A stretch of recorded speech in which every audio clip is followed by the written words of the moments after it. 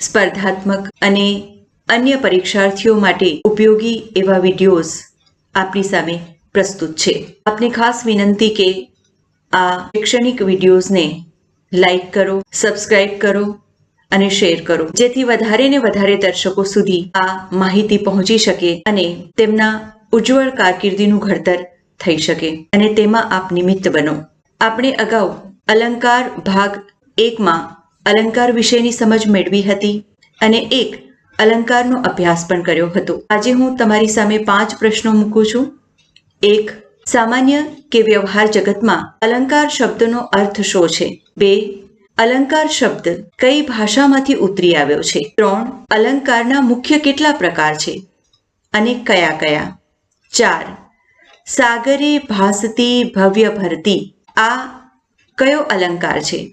5મો પ્રશ્ન છે, કયા અલંકારમાં એકનો એક વર્ણ કે અક્ષર કેટલી વાર પ્રયોજાય છે ત્યારે તે અલંકાર બને છે? આ પ્રશ્નોના જવાબ આપને ગુજરાતી ભાષાગત શ્રેણી અલંકાર ભાગ 1માં ચોક્કસપણે મળી જશે.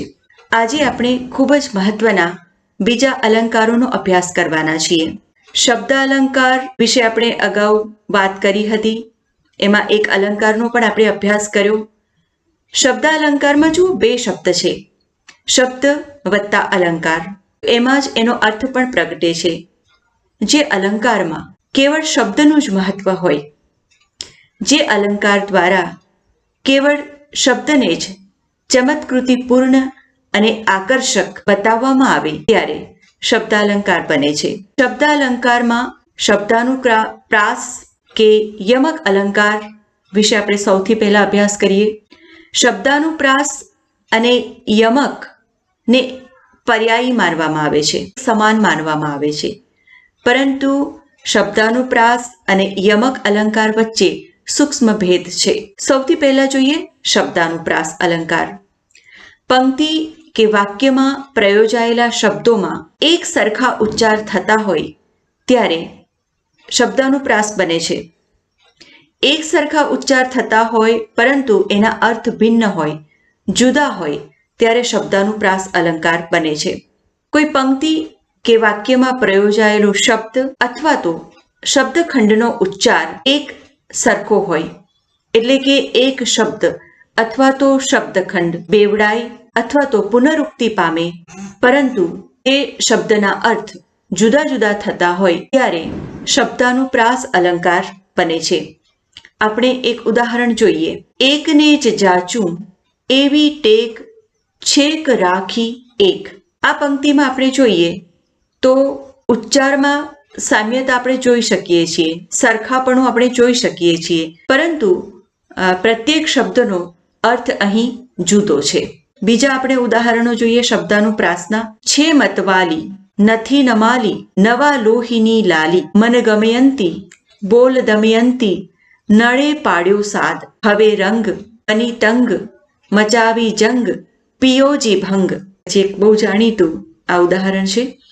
આજ મહારાજ જલ પર ઉદય જોઈને ચંદ્રનો હૃદયમાં હર્ષ જામે સ્નેહ ઘન કુસુમવન વિમલ પરિમલ ગહન નીજ ગગન માહે ઉત્કર્ષ પામે.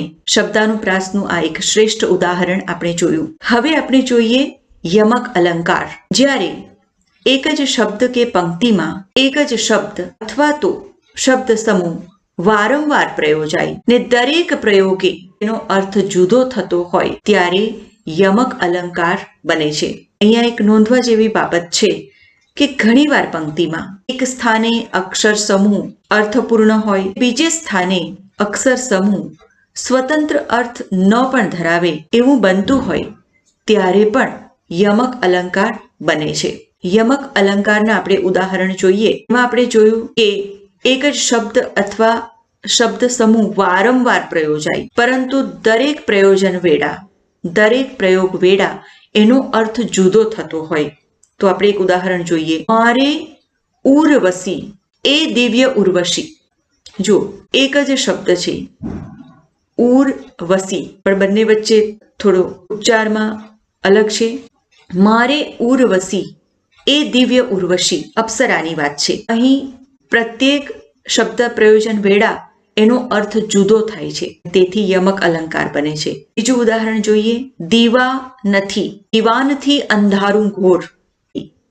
દીવડા પ્રગટ્યા નથી, પણ જે દીવાન છે એનાથી સભામાં અંધારું છે, એ અર્થ અહીં નિહિત છે. આ સુંદરમનું આની આ જે પંક્તિઓ છે એ આપણે જોઈએ. આશ્ચર્ય છે તું જગતનું, છે જગતમાં તાજ, ને તાજ જેવા કંઈક કંઈ, તું તો પરંતુ તાજ નો એ તાજ છે, એ તાજની બેતાજ તું મુમતાઝ છે. જો અહીં તાજ શબ્દ વારંવાર પ્રયોજાયો છે, પરંતુ પ્રત્યેક શબ્દ પ્રયોજન વેળા એનો અર્થ એક ચમત્કૃતિપૂર્ણ, અર્થપૂર્ણ, અલગ અલગ અર્થ લઈને આવે છે અને તેનાથી સૌંદર્ય પ્રગટ્યું છે. આગળ બીજું ઉદાહરણ આપણે જોઈએ. નકશામાં જોયું તે જાણે, જોયું ક્યાં? ન કશામાં. નકશામાં જોયું તે જાણે, જોયું ક્યાં? ન કશામાં. આપણે યમક અલંકારના ઉદાહરણો જોયા. એમાં હું આપને ફરી યાદ કરાવી દઉં કે વાક્ય કે પંક્તિમાં એક જ શબ્દ વારંવાર પ્રયોજાય, શબ્દ સમૂહ વારંવાર પ્રયોજાય અને છતાં દરેક પ્રયોગે તેનો અર્થ જુદો થતો હોય ત્યારે યમક અલંકાર બને છે. હવે આપણે જોઈશું અંત્યાનુપ્રાસ અલંકાર.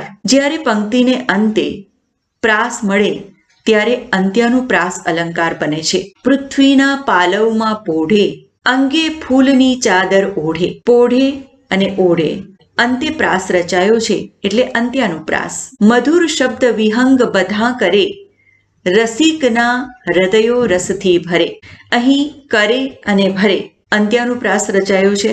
અંતના જે શબ્દો છે એનાથી પ્રાસ રચાયો છે એટલે અંત્યાનુપ્રાસ. પાને પાને પોઢી રાત, તળાવ જંપ્યું કહેતા વાત. અહીં રાત અને વાત અંત્યાનુપ્રાસ અહીં જોઈ શકાય છે. હવે આપણે જોઈએ પ્રાસાનુપ્રાસ. કોઈ પંક્તિના મધ્યમાં પ્રાસ મળે ત્યારે પ્રાસાનુપ્રાસ અલંકાર બને છે. જેની જશોદા માવલડી, ચરાવે ગોકુળ ગાવલડી. જેની જશોદા માવલડી, ચરાવે ગોકુળ ગાવલડી.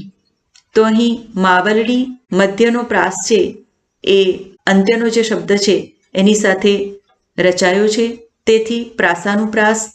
જોજો રે મોટાના બોલ, ઉજ્જડ ખેડે બાજ્યું ઢોલ.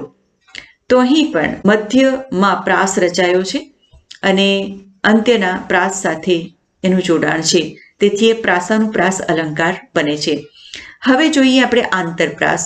જ્યારે પહેલા ચરણનો છેલ્લો શબ્દ અને બીજા ચરણના પહેલા શબ્દ વચ્ચે પ્રાસ રચાય ત્યારે બને છે આંતરપ્રાસ અલંકાર. ઉદાહરણ જોઈએ. પ્રેમ પદાર્થ અમો પામીએ, પ્રથમ ચરણનો છેલ્લો શબ્દ.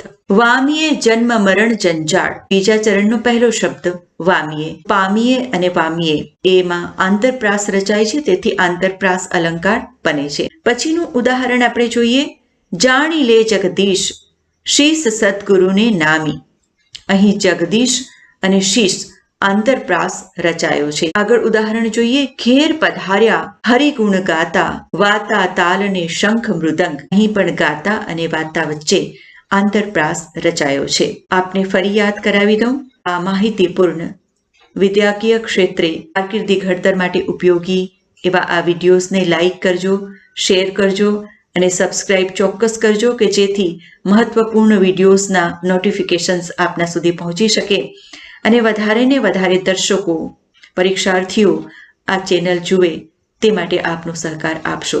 Thank you so much.